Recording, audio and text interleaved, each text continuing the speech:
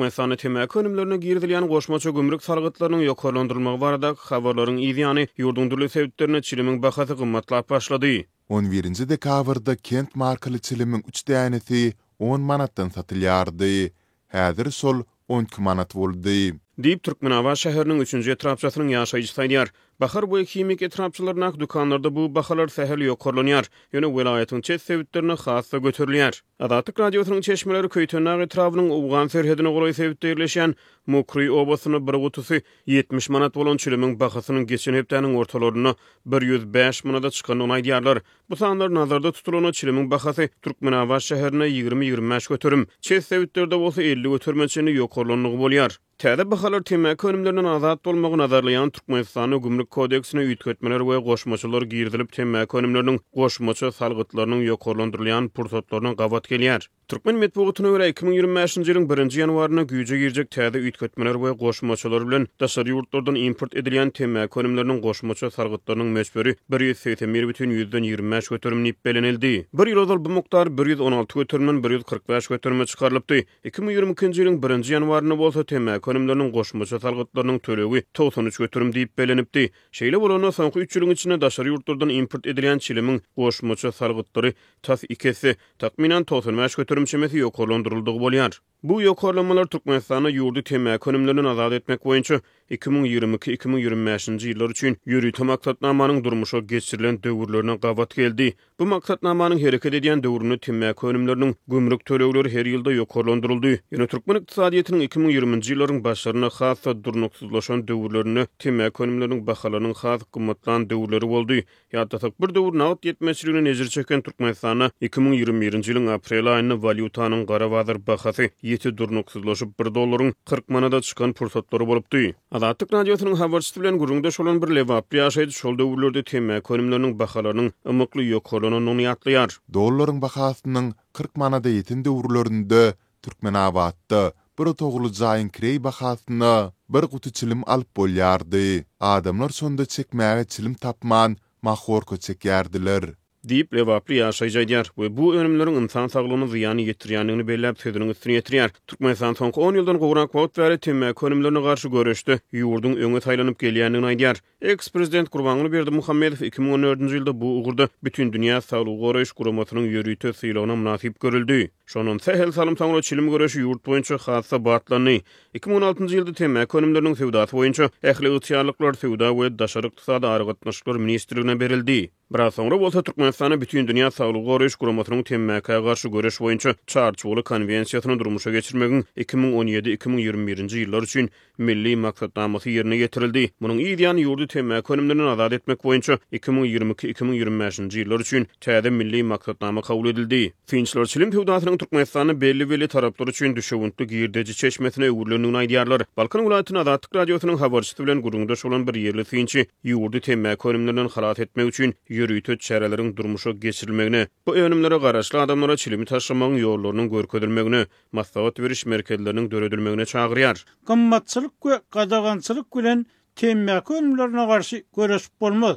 Diýip ýerli finçi aýdýar. Ol jemgyýetde çilim çekýän adamlaryň sanynyň az däldigini, tagdyn durmuş ýörelerini wagt etmek üçin bolsa, döwletiň ýörüýte tagyrlalary bilen temäki garaşlygyny nezir çekýän adamlara gujak açmaldygyny aýdýar. Finçler şeýle tagyrlalaryň çäklerini ýurtda işçiligiň derejesiniň azaldyrmagyny, halkyň hali ýagdaýynyň hassa gowlandyrylmagyny, galibete temäki garaşlygyny nezir çekýän adamlara himayet berici maslahat merkezleriniň açylmagyny teklip edýärler. Temäki önümleriniň bahalaryny gymmatlatmaklyk diňe telekeçilere bähwit getirer.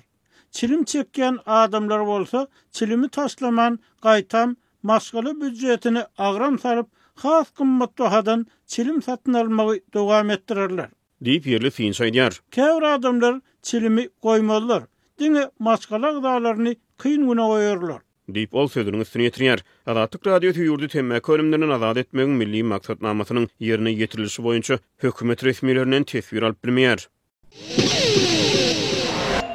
Rus häkimiýetleri 18-nji dekabrda özleriniň bir özbek raýatyny tutsak edenliklerini, onuň Ukrainanyň aňtogullygynyň tawsyry boýunça ýokary derejeli Rus ofiserini öldürmäge niýetlenen partlaýjyny partladylan yerine goýanlygyny boýnalanlygyny aýtdylar we Kiýewi terrorçylykda aýpladylar. General-leytenant Igor Kirillov Russiýanyň ýadra, biologiýa we himiki goraw güýçlerine, kıskaça RKH beli serkerdelik edýän ýokary derejeli ofisier 17 dekabr güni ýerden Moskwadaky binanyň girilgesiniň daş işigine goýulan skuterde gidilenen bombanyň partlatylmagy netijesinde öldürildi. Bu hüjümüň jogapkärçiligini resmi taýdan hiç bir tarap özüne almadyk kem bolsa, Ukrainanyň howpsuzlyk gullugyna kabar çeşme Azat Ýewropa, Azatlyk radiosyna bu partlamanyň Ukrainanyň howpsuzlyk gullugy tarapyndan gurnulan ýürüýt operasiýanyň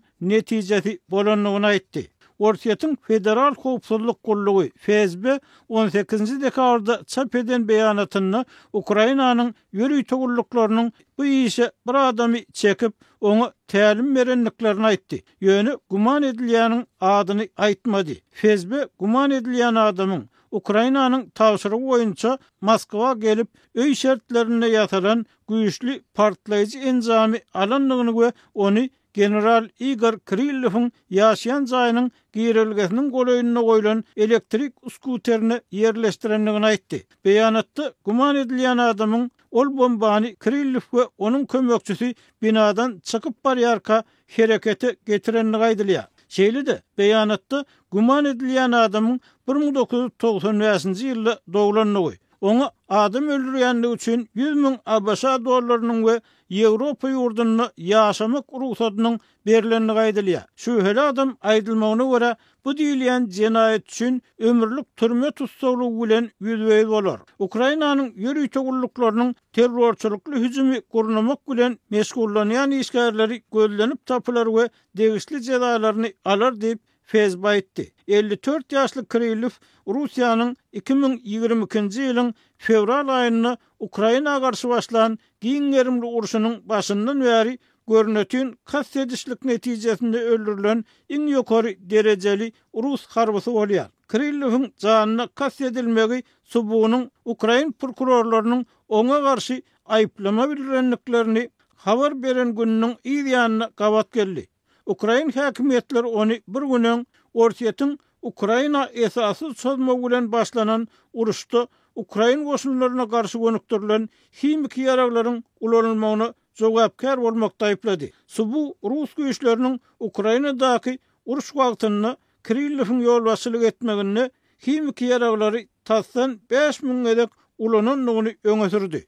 RKH bezi radioaktiv, himik we biologik zäherlenme şertlerinde işleyen ýürüýt güýçleri aňladýar. Kirillov Orsiýetde we Orsiýet tarapyndan basylyp alynan Ukraina sebitlerini öldürilmeli Rus ofisierleriniň we uruşparaz şahsiýetleriň biri bolup durýar. Ol Moskwanyň uruşda ulanýan ganatly raketalaryny öndürýän Rus kompaniýasynyň ýokary derejeli resmiýetiniň paýtagtyň daşyna atylyp öldürilenligi barada berilen habaryň bir hepde soňundan öldürildi. Kirillov Azat Ýewropa, Azatlyk radiosynyň Rus gullugynyň derňeginiň merkezinde Moskwanyň daşynda ýerleşýän we jikme-jiklikleri açylan çäklendirilen deskada görkezlýän şahsiýetleriň biri bolup durýar. ABŞ-nyň tasdiklamagyna görä, Orsiýet BMG-nyň biologik ýarag konwensiýasyny bozup, biologik hüjüm ýaraglary programmasyny işläp düzüpdir.